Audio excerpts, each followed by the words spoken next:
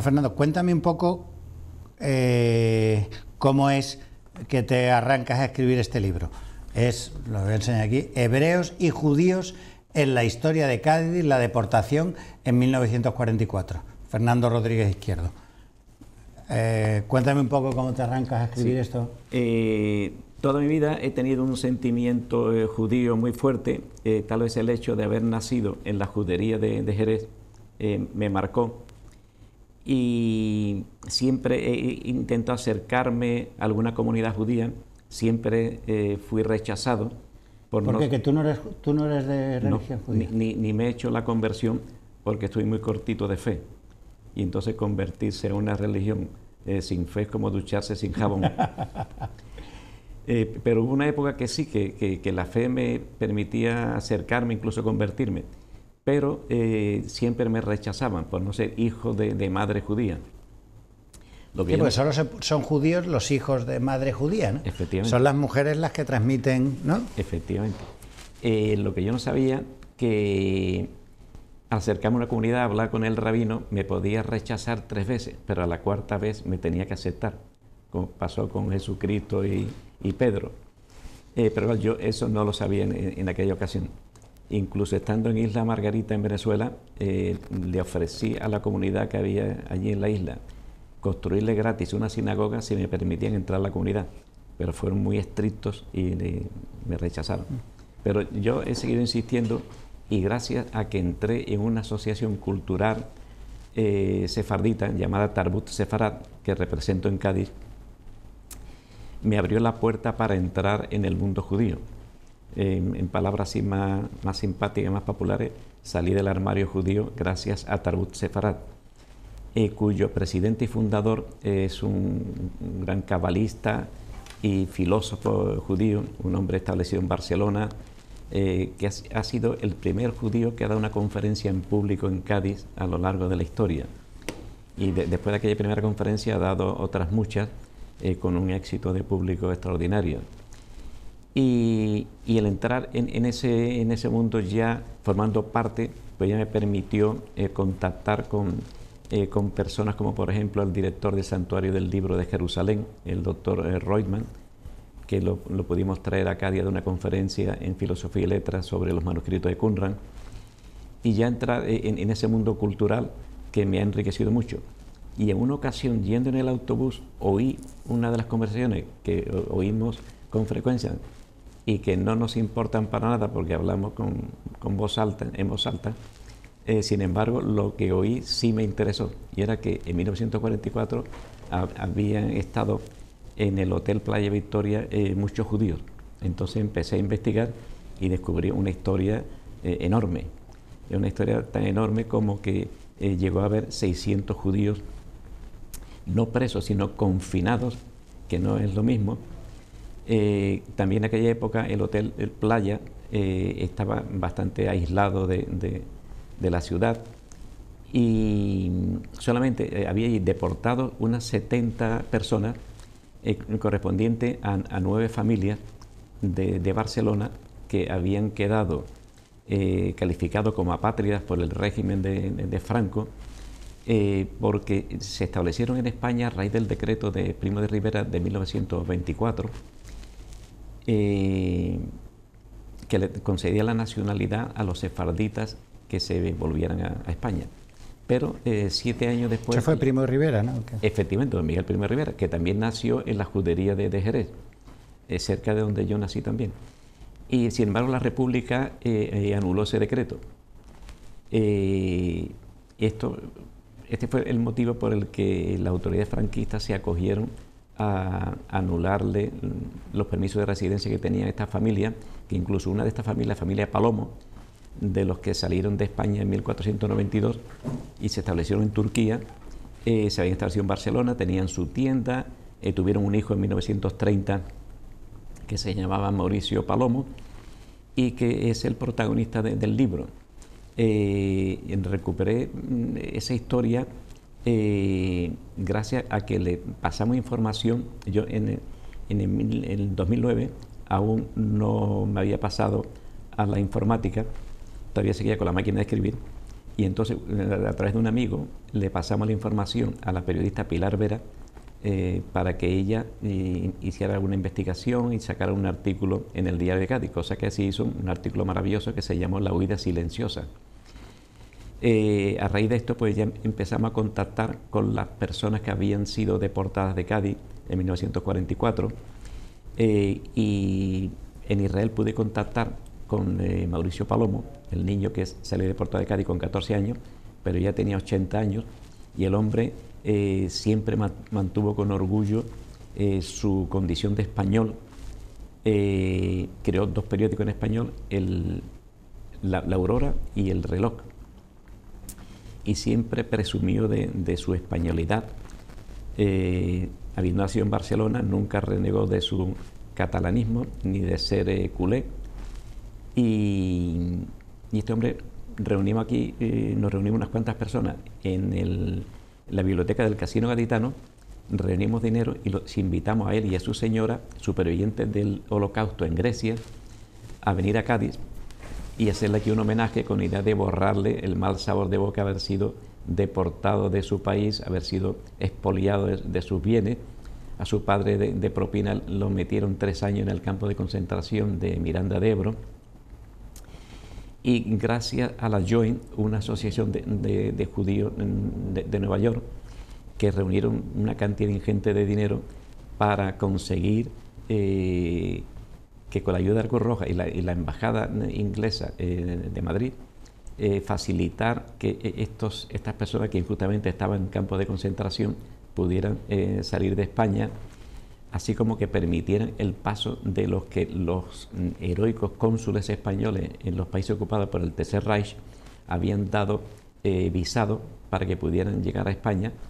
Entonces esta asociación, la Joint, puso muchísimo dinero que se lo facilitaban a la Cruz Roja y a la embajada inglesa, y entonces le daban alojamiento a estas personas y les pagaban el viaje en tren hasta Cádiz para que pudieran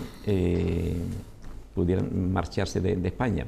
Aunque no todos salieron por Cádiz, también salían por Barcelona, por Bilbao y por Vigo. Y en Cádiz tuvimos la suerte de que los confinados y otros grupos que venían escoltados por la policía desde Madrid, desde Barcelona, salieran de Cádiz gracias a 2 barcos que mandaron la Joint, esta asociación de judíos de Nueva York, 2 barcos que se llamaban el Niasa y el Guiné, que lo recogieron. Bueno, empezaron recogiendo a los que habían conseguido entrar en Portugal, también gracias a la gestión de estos cónsules, destacando sobre todo ellos don Ángel Sambrís, el calificador. El Ángel de Budapest. Correcto. Y otros cónsules en otros países ocupados por el Tercer Reich, casi todos españoles, y también un sueco que destacó mucho, que fue Wallenberg. Y entonces estos barcos recogían judíos en Lisboa, luego iban a Estoril, de Estoril a Tánger, primero Cádiz, después Tánger, Gibraltar y el destino final era Haifa. Y el personaje más destacado de esta asociación, de la Joint, era un tal Samuel Sequerra, un judío de Lisboa, que este hombre se movía muchísimo por España, recogía a los judíos que huían en los Pirineos y ya les facilitaba la estancia, los pasajes, incluso supervisaba los embarques para que salieran y pudieran llegar a Haifa, ¿no? En palabras de Mauricio Palomo, que al llegar a Israel tradujo su apellido al hebreo y pasó de llamarse Palomo a Yanai, que es la traducción de Palomo al hebreo, que gracias al régimen de Franco no los devolvieron a la Alemania nazi. Pero claro, también hubo una compensación económica muy grande. En el libro incluso pongo una carta del embajador británico en Madrid, Mr. Hore, al primer ministro Sir Anthony Eden, en la cual le explicaban las intrincadas relaciones que tenían que vencer con generosos aportes a todos los niveles para que permitieran el paso de estos judíos, ¿no? Y estoy investigando ahora qué generosa cantidad la Joint no aportó en la Embajada Española de Lisboa, que por aquel entonces el embajador era el hermano de Franco, para facilitar toda esta operación. Bueno, se cuenta que el gobierno inglés tenía comprado a varios militares españoles, entre otros el general Varela, con importantes sumas de dinero, sí, para evitar que España entrara en la guerra al lado de Alemania, Italia, ¿no? Y ese embajador que tú hablas, Samuel Juárez, era un personaje en el Madrid de los años 40, ¿no? Sí, un gran personaje. Yo, sin embargo, cuando hacía el servicio militar en el año 64 de la era cristiana, en la comandancia militar de Jerez, pude acceder a un informe del alto mando alemán que recomendaba no invadir España porque en aquellos años difíciles, a raíz del encuentro de Franco con Hitler en Endaya, no invadir España porque era un país que venía habituado de la guerra, montañoso, y que la gente estaba acostumbrada a pasar privaciones y que podía suponer para el Tercer Reich un altísimo costo, aparte de que Franco le puso una tarifa muy alta con la excusa de tomar Gibraltar, sabiendo que Alemania no estaba en condiciones de dar esa ayuda. ¿Y cómo fue la vida? ¿Cuánto tiempo estuvieron en el Hotel Playa, esos grupos de judíos? Estuvieron pocos meses. En cuanto reunieron un grupo considerable y pudieron fletar... ¿Ha dicho que llegaron a ser 600? 600, sí. Aunque hubo varias partidas, fue el número mayor que hubo, aunque probablemente en total hubo más. Únicamente constan los que traía la policía escoltados desde Barcelona, que en Barcelona los reunían provenientes de campos de concentración y de otras poblaciones, y los traían escoltados hasta que embarcaban. Ahí en el libro he puesto algunos documentos de la Comisaría General para que les dieran cuenta una vez que supervisaran el embarque de estas personas. Y lo más curioso, un telegrama en el cual de una manera muy sutil deportaban a estas nueve familias, de los que por el machismo de la época solamente se ponía el nombre de los cabezas de familia, que no les daban una orden de deportación previa a su salida, sino que esperaban a que hubieran llegado ya a Haifa y entonces mandaban un telegrama a todas las autoridades fronterizas, especialmente a las de Cádiz, para que impidieran la vuelta a España de estas personas aunque trajeran la documentación en regla. Que precisamente los padres de Mauricio Palomo, Moshe Yanai, murieron en Israel con la pena de no poder volver a España. Si no, Moshe sí vino ya, pero ya con nacionalidad israelí. Y para mí es el personaje central del libro. Aquí cuando vino a Cádiz, en palabras de su viuda, en cuya residencia estuve viviendo 2 días recientemente, me dijo que uno de los momentos más felices de su vida fue cuando estuvo aquí en Cádiz y le hicimos el homenaje. En el Hotel Playa, mi mujer y yo le invitamos a estar un fin de semana a todo gasto en el hotel, y él andaba por los pasillos lleno de orgullo, de felicidad. Se fijó en el piano que había allí, que él lo tocaba, dice, pero no que este es de cola, el que yo tocaba era uno vertical, lleno de ratones. Y tuvo un momento de felicidad muy grande en el 2010, cuando él estuvo aquí en Cádiz. Yo fui fuimos los dos al ayuntamiento para ver si le podíamos hacer un pequeño homenaje, dado que él era periodista y que tú tuviste una intervención para nombrarlo periodista de honor cuando tú eras presidente de la Asociación de Prensa de Cádiz. Y en el ayuntamiento me rechazaron en el 2010, me dijeron que no, pusieron excusa, y entonces fuimos al edificio Roma, donde conocí a un señor que en paz descanse, que se llamó don Carlos Perales, y él inmediatamente me brindó el Salón Regio de la Diputación, cosa que le aceptamos encantado. Entonces en el Casino Cayetano le hicimos un banquete de comida sefardita, y en el Salón Regio le hicimos un homenaje, que por cierto, la protagonista del homenaje fue la diputada del PSOE, María Naval, una señora encantadora, que le pidió perdón públicamente por el daño que se le había hecho a sus padres y a él al privarlo de sus propiedades y deportarlos feamente de España. ¿Y cómo fue la vida de esa gente cuando estaban en Cádiz? En el año 44, quiero decir. Sí, gracias a que hubo un comisario que se llamó señor Zamora. La comisaría la tenía en la calle Isabel la Católica, paradójicamente. Y entonces, a cambio de que, o con la palabra, o con el compromiso de que firmaran 2 veces al día en la comisaría, los cabezas de familia les permitían andar libremente por Cádiz. Fue un acto de generosidad por parte del comisario Zamora. Y en aquella ocasión, 2 de las personas que se señalaron, se dignificaron acercándose a ello, fue el señor Silverman, el doctor Silverman, padre de Marcos. Padre de Marcos, que se acercó y les ayudó. Creo que era de origen judío también, de Bielorrusia. Efectivamente. Y este hombre pues le ayudó en todo lo que pudo. Me imagino que alguno le haría algún arreglo dental, ayuda económica. Y Moshe Yanai recordaba cómo paseaba por Cádiz, la alegría de la gente, lo afectuosa que era la gente a pesar de aquellos años difíciles.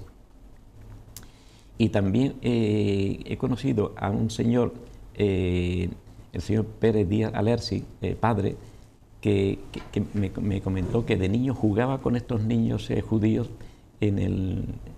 allí en el Hotel Playa. En la calle Brasil, ellos vivían muy cerca. Efectivamente, y que él jugaba a la pelota con ellos allí en la playa, cosa que me alegró muchísimo.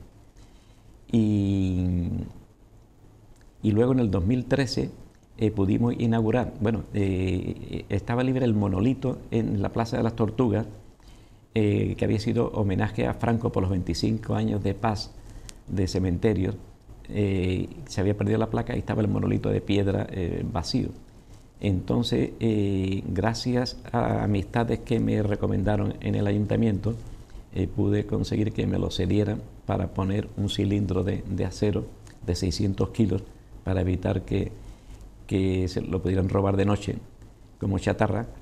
Y entonces ahí pusimos varios nombres, el nombre de los 2 barcos, el Niasa y el Guiné, en un costado en recuerdo a don Ángel Sambrís, que cada año se hace más grande su figura por lo que hizo, no siguiendo instrucciones del gobierno, sino por iniciativa propia, cosa que le costó la salida precipitada de Budapest, puesto que el embajador, el ministro de Relaciones Exteriores, Mejía Lequerica, lo destituyó de la embajada a raíz de las quejas del gobierno del Tercer Reich. Pues fíjate tú que Arcadio Espada, no sé si has leído, tiene un libro que se llama En el nombre de Franco. Sí.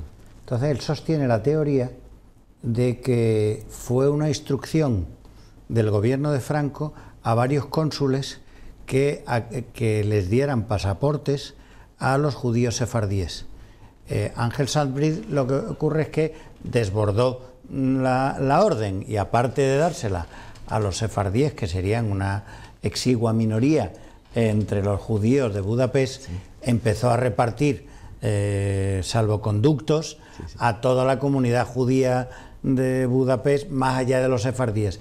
Pero la idea que tenía Arcadio Espada es que hubo una intervención de la comunidad judía norteamericana, esa es la idea de él, de la comunidad judía norteamericana a favor en torno a Franco, y que tan es así, vuelvo a decirte que es la teoría del libro este que se llama En nombre de Franco, ¿no? Dice, tan es así que Hollywood solo hizo una película sobre la guerra civil, que es Por quién doblan las campanas, de Gary Cooper, sí. Y que The New York Times, que es el gran periódico del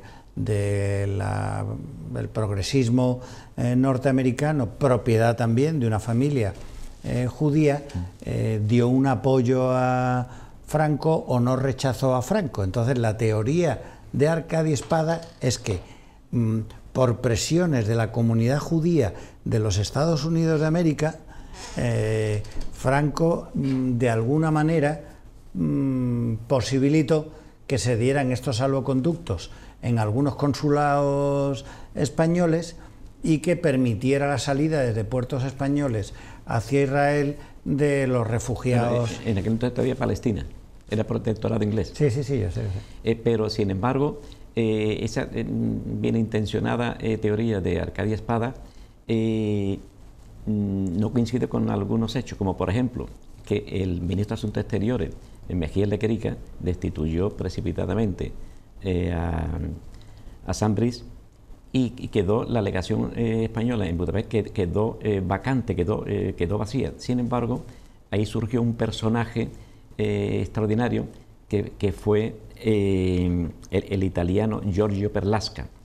Él había sido voluntario italiano de los muchos que vinieron a la Guerra Civil Española y obtuvo la nacionalidad española. Y este hombre, no sé si era judío o tenía algo de judío, pero se dedicaba a los negocios, a comprar y vender cosas en la Europa de la Segunda Guerra Mundial, y vivía allí en la legación española. Entonces, cuando fue trasladado precipitadamente don Ángel Sainbris, Giorgio Perlasca ocupó su sitio y él mismo se autonombró jefe de la legación comercial y siguió emitiendo los visados, que si hubiera sido, como dice Arcadia Espada, hubiera seguido don Ángel Sainbris hasta el final de la contienda y no hubiera quedado vacante la legación.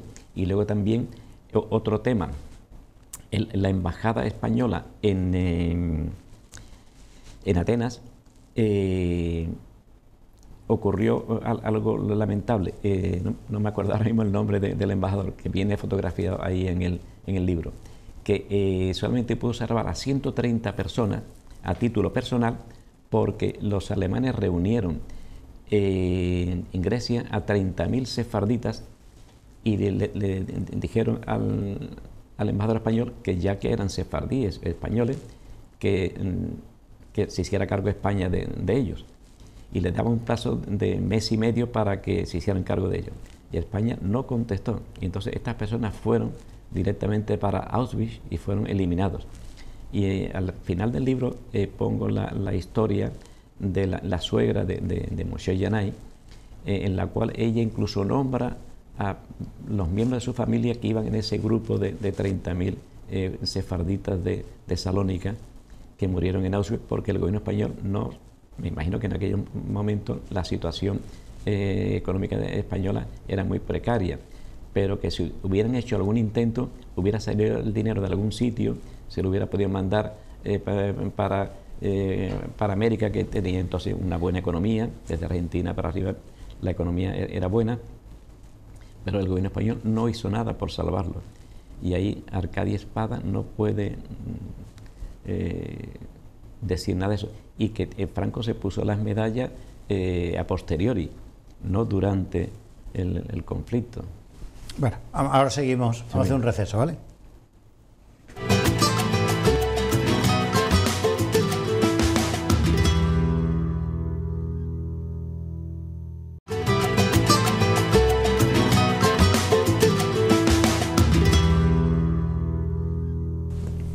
Bueno, estábamos hablando de la intervención, pero fíjate, hay un hecho, Fernando, que es que los judíos atraviesan España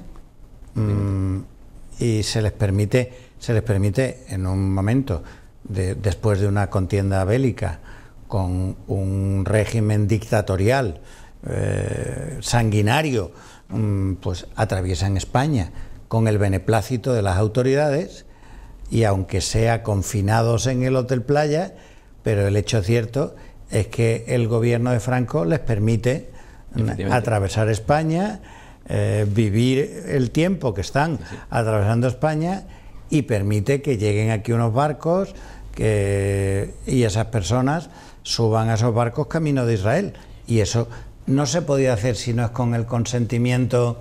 Con cosas que han reconocido, precisamente Moshe Yanai me lo dijo y me lo reiteró, de que gracias al gobierno de Franco pudieron salir. Dice, pero por otra parte también a mi familia y a mí nos deportó también el régimen de Franco. Y me preguntaba, ¿qué necesidad tenía el régimen de Franco de deportarnos a unos pobres comerciantes judíos de Barcelona? ¿En nombre de qué o de quién? Uy, perdón. Bueno, pasa en las mejores familias. No, vamos, vuelvo a decir la teoría de Arcadi, ¿no? Que no solo ocurre, o sea, no solo ocurre en Budapest, sino que en otros consulados españoles de distintos puntos de Europa Central se produce la expedición de salvoconductos, de visados y de documentos de viaje a grupos de judíos, que me imagino que si venían desde Budapest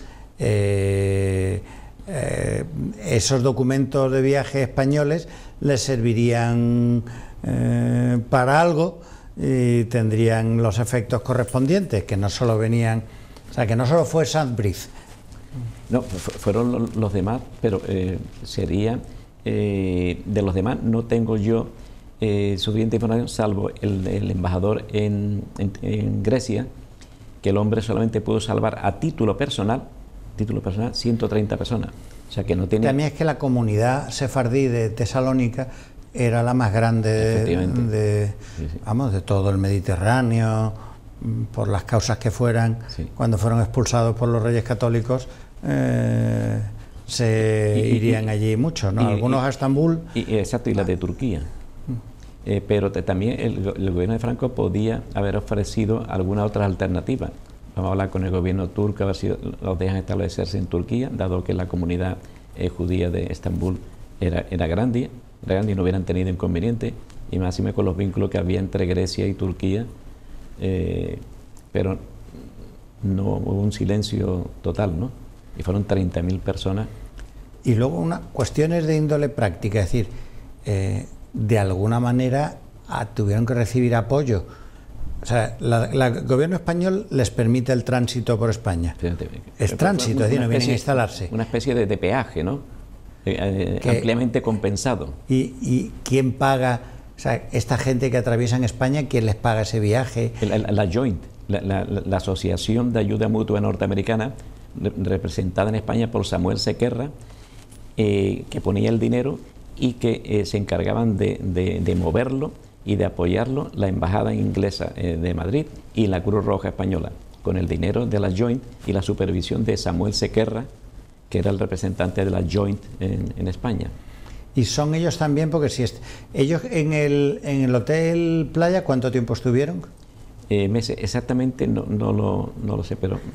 ¿Tú no has podido localizar los archivos del Hotel Playa de esa época? No. Porque en algún lado estarán los libros... que estuvieron, sí. Los libros de... Pero yo creo que porque ellos un par de meses no estuvieron más tiempo. Digo, porque alguien les pagaría a los dueños del Hotel Playa el alojamiento de esta gente, que no solo dormirían allí, sino comerían, etcétera. Sí. No lo sé, porque también el Hotel Playa fue, durante la Guerra Civil Española, el acuartelamiento de los voluntarios italianos que vinieron a la Guerra Civil. O sea, que podríamos decir de que el Hotel Playa pudo haber estado enajenado por las autoridades militares de la época. ¿Y has accedido a alguna documentación de la policía española? Pues si ellos iban a la comisaría a firmar, me imagino que los libros, en ese punto no he llegado únicamente a los documentos de la Dirección General de Seguridad, encargándole a los comisarios que supervisaran el embarque de estas personas que llegaban desde Barcelona, procedentes de otros sitios, ¿no? Lo que sí pongo, por ejemplo, es un documento de que en aquella época y durante muchos años, yo recuerdo en mi juventud, que los enemigos del régimen en España eran los judíos y los masones. Y pongo un escrito de la Dirección General de Seguridad dirigida al comisario jefe de la sección de la Comisaría General Político-Social, en la cual le envía un informe sobre una muchacha judía que vivía en Barcelona, llamada María Sinaí León, en la cual daba el informe de ella, y vivía con sus padres, que no tenía ninguna ni profesión ni afiliación política, y dice textualmente: vive a expensas de su padre Mauricio Sinaí Cario y le fue concedida autorización de residencia. Se le supone la peligrosidad propia de la raza judía a la que pertenece, sefardita. Esa era la mentalidad propia de la época. Y de toda esta gente que embarcan, ¿en el Niasa era el barco? El Niasa y el Guiné, fueron dos barcos. ¿Y esos barcos de dónde vienen? ¿De Lisboa? Eran portugueses fletados por la Joint, esta asociación de judíos norteamericanos de Nueva York. ¿Y llegan a Cádiz solo para...? Recuerda a estas personas, que en el libro también pongo, en la portada se ve la foto embarcando en el Niasa. Y allí en Israel, quedan más descendientes de... No he podido localizar. Yo el otro día estuve... ¿Tú has estado ahora allí, no? Sí. En el campo de refugiados de Atlit, que conmemoraban un aniversario donde los ingleses recluían a los judíos que llegaban procedentes de Europa en cantidades bastante considerables. Entonces, sí, el protectorado inglés intentaba evitar, efectivamente, para evitar el desequilibrio poblacional y que hubiera un conflicto, ¿no? Claro. Y algunos los tuvieron detenidos en Chipre, como a la familia de la esposa de Moshe Yanai, la familia Mordejai. Y yo estuve en la ceremonia del campo de Atlit, y hubo los que de niños llegaron a este campamento y tuvieron una actuación. Fue un acto muy emotivo. Allí incluso habían recogido las barcazas en las que llegaron a Palestina, al protectorado inglés, y las tenían en ese campo de concentración, las barracas donde estaban alojados. Yo tuve el momento emocionante de cuando todo el mundo se puso de pie para cantar el himno, la esperanza, que afortunadamente me la aprendí y la pude cantar con ellos en hebreo, y para mí fue un momento muy, muy emotivo. Lo mismo que de las dos charlas que di, una cerca de Tel Aviv. Pero tú la dabas en español, las charlas. Una en inglés y otra en español. La que di en inglés era en un pueblo, en un barrio más bien, cerca de Tel Aviv, que se llama Ramat HaSharon. Esa la voy a dar en inglés. Y la otra, cerca de Beersheba, en un pueblo que se llama Meitar, que iba a darle una asociación para 50 personas de sefardíes, amantes del ladino, y que se llama El Hermano, sin H, y iba a ser para 50 personas, pero como los de Hamas recibieron un pedido de 700 cohetes regalados por Irán, que los tiraron simultáneamente, cerca de nosotros mataron a 4 personas que iban en un coche, y nosotros tuvimos que darla en la puerta de un búnker donde yo estuve alojado dos noches. Y entonces solamente los que cabíamos en el búnker, que éramos 15 personas, a los demás no les pude dar la charla. Pero ahí la gente, cuando tiene un cohete, suena una alarma y todo el mundo se mete en los búnkers, y a los 3 minutos que ha terminado sale todo el mundo con la mayor naturalidad. Como aquí cuando vamos por la carretera y vemos un accidente con la ambulancia, ha habido fallecidos, y seguimos conduciendo y no reparamos ni tenemos miedo a conducir. Pues allí ocurre lo mismo cuando tiran cohetes los de Hamas. ¿Y cómo está allí ahora mismo la comunidad sefardí? ¿Se mantienen el ladino, mantienen las costumbres? Tú sabes, los sefardíes tienen música, tienen un folclore extraordinario. Sí. Bueno, en mi Facebook tengo 2 cosas muy emocionantes. Sobre todo una de ellas, la orquesta se llama de Jerusalén Andalusian Orchestra, la orquesta andaluza de Jerusalén, que uno de los que canta parece un andaluz de aquí de Chiclana o de Cádiz cantando flamenco, porque llevan con un orgullo ese sentimiento de españolidad increíble.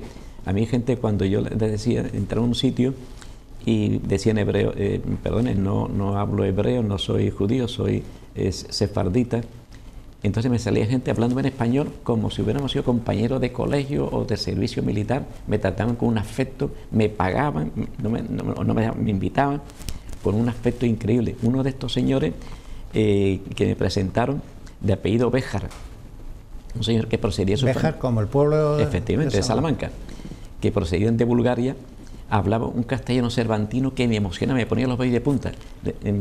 Hicimos amistad rápidamente. Yo decía, Ronnie, ¿dónde has aprendido a hablar ese castellano tan puro? Que me recuerda cuando yo tenía que escribir al dictado el Quijote. Y me decía, de mi nona, de mi abuela. Y dice, pero no sé ni leerlo ni escribirlo. De esta manera le regalé el libro, se lo dediqué, y por si algún día lo aprende. Y me dice, Fernando, te voy a hacer un regalo que no vas a olvidar nunca. Y dice, vente conmigo. Y el amigo nuestro común, Josimor, y me llevó a cruzar el desierto de Judea 7 horas con un todoterreno por los caminos antiquísimos hasta llegar a las montañas que dominan el Mar Muerto. Y con una parada, que ahí sí me hice una foto con ellos, en lo que había sido una... ¿En Masada? No, mucho más al sur, mucho más al sur, en la parte sur del Mar Muerto. Masada está más ¿Dónde están las cuevas de Qumran? Un poquito más al sur, que casi donde están los hoteles que han construido en el Mar Muerto, por la parte arriba de las montañas. Y nos paramos en una fortaleza donde hicimos una foto que había sido una antigua fortaleza de los nabateos, uno de los caminos del desierto, donde le cobraban peaje a todo el que pasaba por allí y que está destruida. Y entonces este hombre me hablaba del cariño que ellos tienen a España, el español, porque es un reconocimiento a sus raíces. Muchos de ellos me decían, Fernando, vamos a pedir la nacionalidad española, la estamos tramitando. Y yo, ¿para qué? ¿Vaya a ir a España? Dice, no, es para tener un reconocimiento a nuestra condición de españoles, que nosotros somos españoles. Y uno de los casos más llamativos que yo pongo en el libro, cuando los reyes Juan Carlos y Sofía visitaron oficialmente Turquía, no me acuerdo hace cuántos años, entonces las autoridades turcas le ofrecieron al gran rabino de Estambul que le diera la bienvenida en ladino, y así lo hizo el gran rabino, y le dijo, majestades, nos seguimos siendo españoles, porque España es nuestra madre, aunque ha sido más veces madrastra que madre. Que eso define bien la relación. ¿Y allí están tramitando mucha gente los documentos de la nacionalidad? Sí.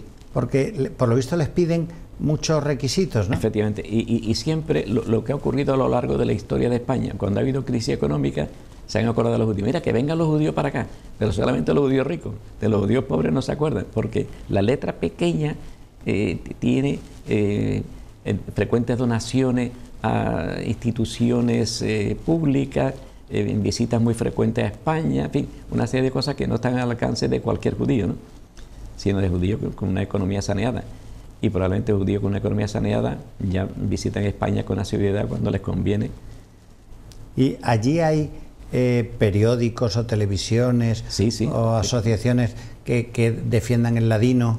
Es que el ladino tiene una peculiaridad, tiene su propio enemigo, y es que los distintos orígenes de los ladinoparlantes tienen distintos léxicos. Los propios de Turquía, los propios de Grecia. En Marruecos había también comunidades. De Marruecos, que es el más próximo para nosotros.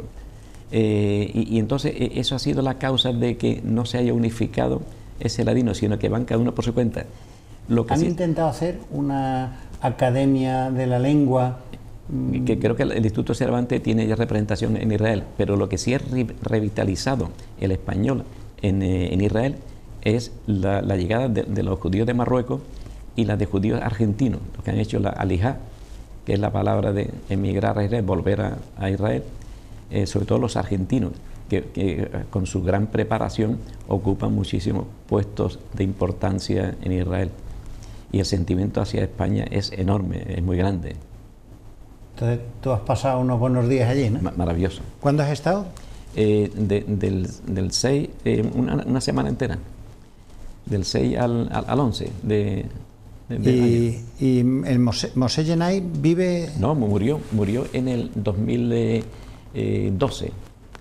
En el 13 inauguramos el monumento, que vino su cuñado, superviviente del Holocausto, Josimor, que ha sido el que me ha invitado a estar en su casa 2 días, el que tiene el búnker en su jardín, y una gente maravillosa, con una generosidad, gente que no guarda rencor por nada de las maldades que se le han hecho en el pasado, que tiene un ánimo de perdón, de seguir luchando, extraordinario, una gente admirable.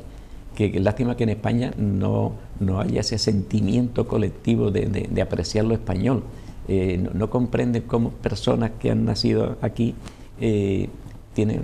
Bueno, tú sabes, en Europa solo ha reverdecido un poco un movimiento antisemita, Sí. Quizá provocado por la actitud belicosa de Netanyahu y ese sentimiento de apoyo al pueblo palestino. Pero yo creo que el apoyo al pueblo palestino, que lo veo muy justificado moralmente, éticamente, lo veo muy bien, pero que es una manera de focalizar el antisemitismo que llevamos los europeos en nuestro ADN desde el Concilio de Nicea en el año 365. Porque, por ejemplo, todavía no he oído a nadie criticar al régimen de Siria por la cantidad de niños que están muriendo allí, y que curiosamente cantidad enorme de criaturitas están entrando en hospitales de Israel para ser curados de los efectos de los gases que tira el régimen de Siria, que eso lo vemos todos los días, pero nadie protesta sobre ese tema, solamente a los pocos niños que mueren en Gaza, ¿no? Que curiosamente hay otra cosa. Cuando tiran cohetes, como han tirado 700 cohetes regalados por Irán desde Gaza a los territorios cerca de la frontera de Gaza, Israel detecta por satélite dónde han salido los cohetes y les llama y les dice: dentro de media hora destruimos el sitio donde han salido los cohetes, por favor evacuarlo. Entonces jamás hace lo contrario, llama a la televisión y crean un cordón de personas esperando que Israel tire el chupinazo y destruya el sitio donde hacen los cohetes. Esa es la historia permanente de Gaza. Y mientras Gaza reciba esa cantidad enorme de millones que recibe como ayuda y demás, pues, y que haya otras naciones como Irán interesados en destruir Israel y sabotearla, que le estén mandando armamento, pues seguirá. Otra cosa, la mano de obra de Israel son personas de Gaza. Los pasos fronterizos de Gaza con Israel no son como los que tenemos en Ceuta y Melilla, con un torno que además que puede pasar una persona. Tienen 10 metros de ancho y lo que hay un control facial de las personas que previamente se han identificado. La mano de obra es de Gaza. Sí, lo que pasa es que visto, entonces, a mí me causa simpatía la cultura, me pasa como a ti, la cultura judía, la historia del pueblo judío.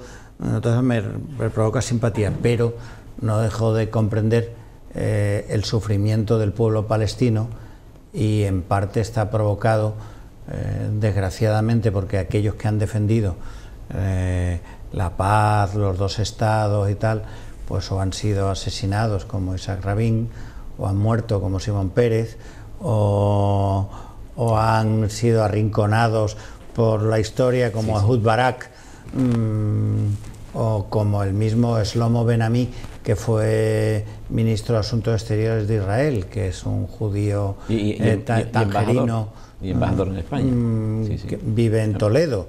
Admirable. Porque todos esos sectores defensores de la paz, de la existencia de dos estados o de convivir con el pueblo palestino, han sido arrinconados por los movimientos más belicistas pero también, de la comunidad judía. Yo comprendo que si uno tiene el poder, ellos también cuentan con el apoyo de Estados Unidos, o sea que, sin duda, es decir, que lo que tú dices de Irán, que es verdad, y no es menos cierto que un pueblo tan pequeño, un territorio tan pequeño, con una comunidad tan pequeña, serían incapaces de sobrevivir al acoso de tantos vecinos si no fuera porque tienen con el apoyo de los Estados Unidos, ¿no? Entonces, ves las cosas que ocurren, el sufrimiento.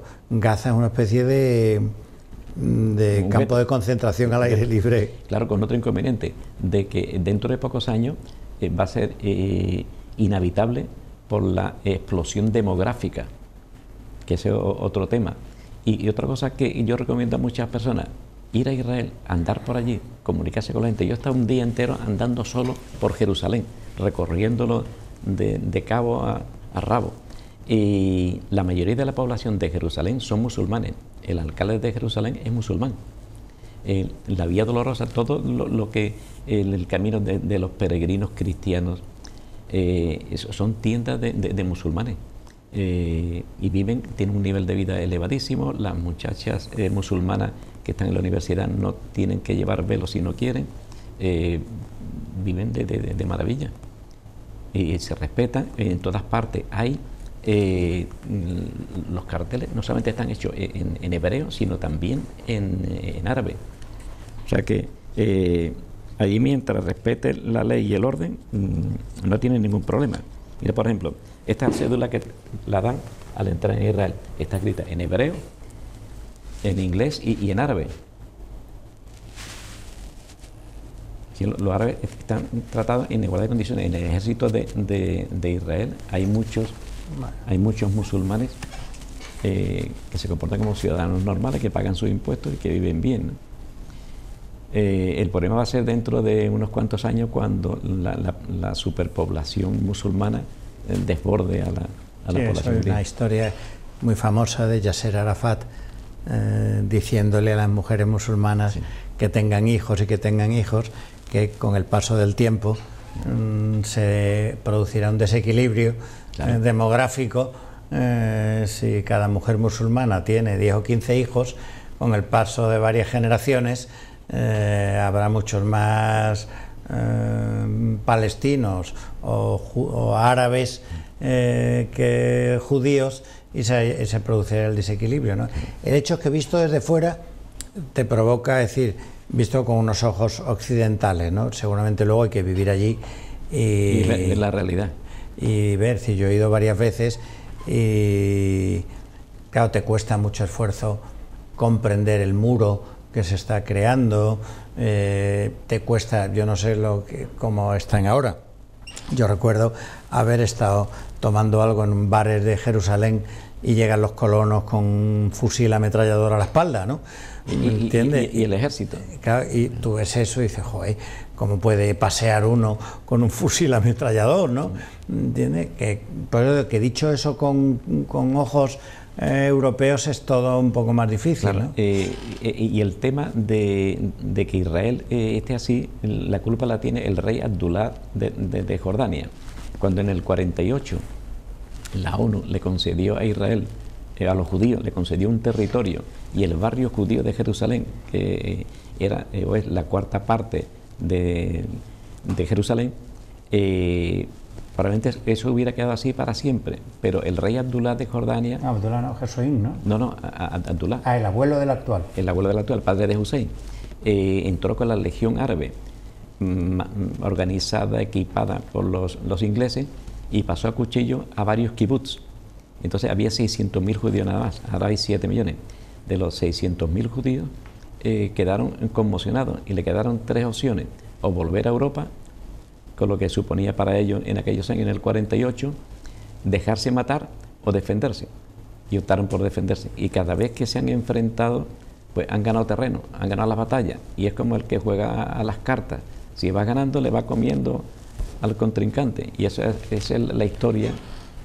Porque si los judíos tuvieron ayuda de los americanos, los árabes tuvieron ayuda de los rusos. Está ampliamente demostrado que incluso a Egipto les regalaron la mayor división acorazada que ha existido después de la Segunda Guerra Mundial, que por cierto los judíos, con Moshe Dayan cuando era ministro de Defensa, se la destruyeron en la guerra del Yom Kippur. Del Yom Kippur. O sea que han contado con ayuda exterior, ¿no? Bueno, Fernando, pues ha sido un placer. El placer ha sido mío. Charla aquí contigo, y ya nos veremos más veces, y mucha suerte. Muchas gracias. Venga, gracias a ti.